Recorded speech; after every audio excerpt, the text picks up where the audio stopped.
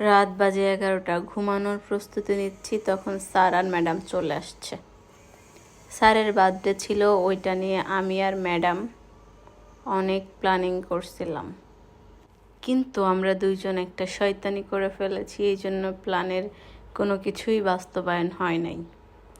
11:30টার সময় বার্থডে বয়কে নিয়ে আমরা বের হয়ে গিয়েছি কেক নিয়ে আসার উদ্দেশ্যে।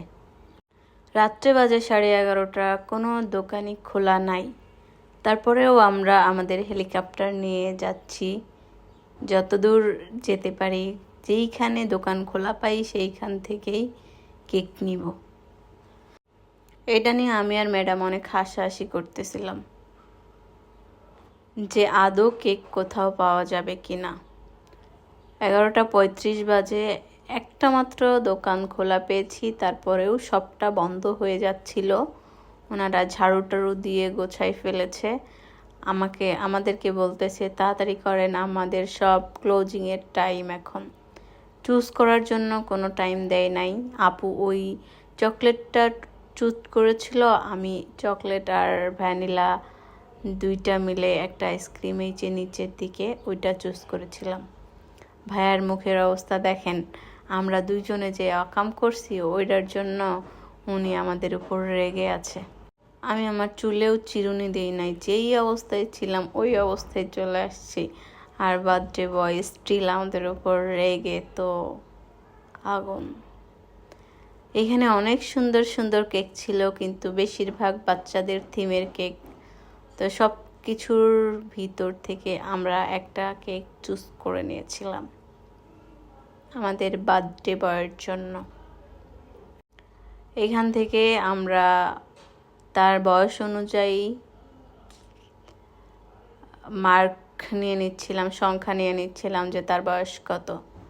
পরে ভাইয়া পিঙ্ক কালারেরটা বের করেছে। বার্থডে বয় বলে, না পিঙ্ক বাদে আমাকে সব কালার দিন, কিন্তু পিঙ্ক কালার না। আমাদের তাপসির বাবাও রাত্রে 12টা পর্যন্ত জেগেছিল। ওইখান থেকে কাজ শেষ করে আস্তে আস্তে আমাদের রাত্রে 12টা বেজে গেছে।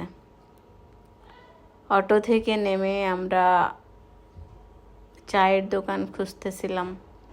যেহেতু রাত 12টা বাজে সেহেতু সব দোকান বন্ধ। দেখতে পাচ্ছেন ফার্মেসিও বন্ধ হয়ে যাচ্ছে, আশেপাশে কোনো দোকানেই খোলা নাই। তারপরে আমরা আরেকটা অটো নিলাম, অটো নিয়ে বাসার উদ্দেশ্যে রওনা দিলাম। ভাইয়া বিজনেসম্যান, ব্যস্ত মানুষ, তার তো একটার পর একটা কল আসতেই আছে। আর এইদিকে আপু অটোর ভিতরে ঘুমাই গেছে, সেই ঘুমের কোনো শেষ নাই। একটু পরে ডাক দিলে হেসে দিয়েছে, আর আমি তাফসিরকে নিয়ে চলে আসলাম আমরা আমাদের বাসার পাশেই একটা চায়ের দোকানে। চাটা খেয়ে আপুর একটু শান্তি লাগতেছে, সবাই মিলে চাটা খেয়ে এখন যাব বাসার উদ্দেশ্যে।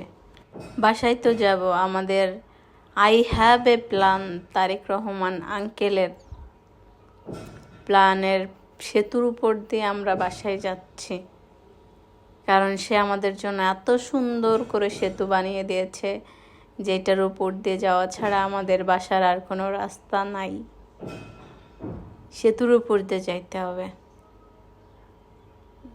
কিছু করার নাই ভাই, নিচে দিয়ে গেলে ঢাকা শহরের সব বাথরুমের পানির ভিতর দিয়ে যাইতে হবে। যাই হোক, আমরা বাসায় চলে এসেছি। তাপসির বাবা ঘুমিয়ে গিয়েছে, বাসায় এন্ট্রি করলাম। যেহেতু রাত 12:30 বেজে গিয়েছে, সবাই ঘুমাই গেছে, এখন এক এক করে সবাইকে ঘুম থেকে জাগাইতে হবে। আপু গিয়ে সবাইকে ঘুম থেকে উঠায় নিয়ে আসলো। এই যে আমাদের ওমর ভাই ঘুমের ভিতরে হাঁটতে হাঁটতে চলে আসছে, আপু তাকে ঘুম থেকে উঠায় নিয়ে আসছে। আর এটা হচ্ছে মেজো ভাইয়া, উনিও ঘুম থেকে উঠে গিয়েছে, উঠে কেক টেক রেডি করতেছিল। এখানে তারপর মেজো ভাবিও চলে আসছে চোখ মুছতে মুছতে। বুঝতেই তো পারতেছেন, মাত্রই সবাই ঘুমাইছে আর ওই টাইমেই সব ডাক দিছে। এইটা মেজো ভাইয়া গেঞ্জি টেঞ্জি পরে চলে আসছে। বার্থডে ভাই দাঁড়ায় দাঁড়ায় ভাবতেছে কিভাবে রিয়াকশন দিবে। আর এই যে এর নাম যেন কি আমি ভুলে গেছি। আর ওই পাশে হচ্ছে ছোট ভাই। মেজো ভাইয়া কেক রেডি করে নিয়ে বসে আছে, আমরা সবাই বসে আছি। বার্থডে বয় আসবে আসবে বলে আসতেছে না। দেন পরে বার্থডে বয় চলে আসছে, তার ক্যান্ডেল ট্যান্ডেল জ্বালাইলো, জ্বালায়ে এখন কেক কাটবে। সবচেয়ে দুঃখের বিষয় হলো আমি ছিলাম ক্যামেরাম্যান, সবার ছবি আছে, আমার একটা ছবি নাই। সবাই এখানে হ্যাপি বার্থডে উইশ করলো, উইশ করে 4 ভাই মিলে কেকটা কেটে নিল। জানি না কেন আমি আজকে ফানি ভয়েস দিচ্ছি। 4 ভাই মিলে কেকটা কাটা শেষ হইলে সবাইকে একটু একটু খাওয়াই দিল। ভ্যানিলার পাশ থেকে কেটেছে আর আমি ভিডিওই করে যাচ্ছিলাম। কেকটা অনেক অনেক বেশি মজা ছিল। এটা কোনো প্রমোশনাল কেক না, তারপরেও বললাম কেকটা অনেক মজা ছিল। আফসোস সবার সাথে আমার একটা পিকচার নাই। এইখানেই বার্থডে ব্লগ, বাই।